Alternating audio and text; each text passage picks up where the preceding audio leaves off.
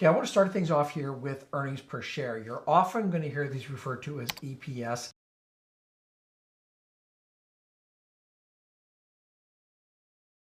Okay, I want to start things off here with earnings per share. You're often going to hear these referred to as EPS. This is one of the most common ways to check how profitable a company is. It shows you how much profit is made per share of stock by dividing the company's net income by the number of outstanding shares. Now, if the EPS is high, that's generally a good sign that the company is doing well on a per share basis.